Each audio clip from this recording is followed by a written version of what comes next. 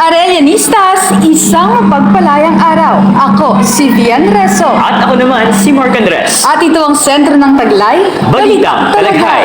Ngayon ay Lunes, 8 ng Hunyo. At narito na ang mga balitang tiyak na mapapasabi ka ng tara, talakhayin natin. Para sa ating unang balita, matagumpay na isinagawa ng Bataan National High School Senior High School ang Brigada Eskwela 2026 na may temang Bayanihan sa Paaralan, Pagkakaisa para sa kaayusan at kaalaman.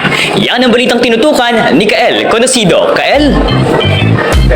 Binahagi ni Ginang Griselda B. Navarro ang mga layunin ng proyekto ng Brigada Eskwela 2026. Kabilang na dito ang paglagda ng panata at panata ng pakiisa na pinungunahan ni Josephine Labagwes, SPTA Vice President. Dagdag pa rito, nagbigay naman ng pangbukas na mensahe si Ginang May D. Binson ukol sa mga layunin ng programa. Isa na rito ang pagpapalakas ng diwan ng pagkakaisa at bayanihan para sa mas maayos sa taong panuruan 2026 to 2027. John C. Conocido para sa Balitang Talaghay. Matagumpay na idinaos sa Bataan National High School Senior High School ang pagdiriwang ng Literacy Day noong umaga noong ika-4 ng Hunyo. Yan ang balitang tinutukan ni Janalyn Lorenzo. Bahagi ng programa ang mga academic at malikhaing aktibidad tulad ng paggawa ng information tarpaulin, pagbuo ng brochure at paghahanda ng mga abot exhibit na naglalayong mas mapaigting ang kaalaman ng mga mag-aaral. Nagtagyo rin ng mga sticky notes activity na mas napaigting ang pakilahok ng mga estudyante. Dagdag pa rito na hingkayatin ng mga mag-aaral sa pagtugon sa hamon sa edukasyon. Sama-sama para sa bayang bumabasa. Janalyn Lorenzo para sa Balitang Talaghay. Samantala, sa ibang balita, isinagawa naman ang pagsasaayos ng mga pasilidad ng paaralan bilang paghahandayan para sa bagong taong panuruan.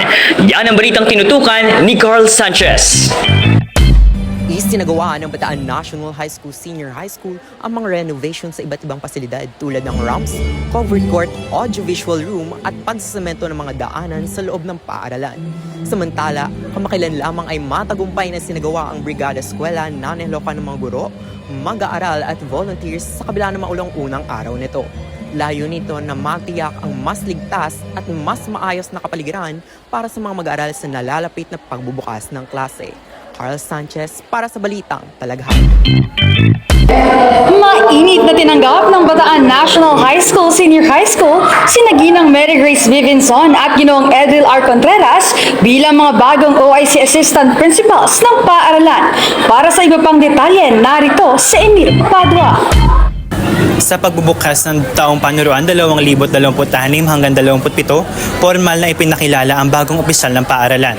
Itinalaga si Mary Grace V. Vinson bilang OIC Assistant Principal para sa Academics at si Ginoong Edil R. Contreras naman para sa Operations na magsisimula sa ika-15 ng Mayo at magtatapos sa ika-30 ng Disyembre.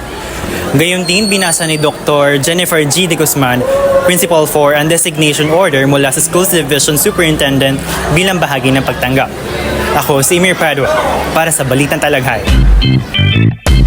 Para sa iba pang makabuluhang diskusyon, samahan ninyo kami sa aming official social media account. At iyan ang mga balitang aming nakalap sa mas malawak na pagbabantay. Sa ngalan ng aming news team at technical staff, ako si Mark Andres. At ako naman si Vian Reso. Ito ang sentro ng Taglay, Balitang Talaghay.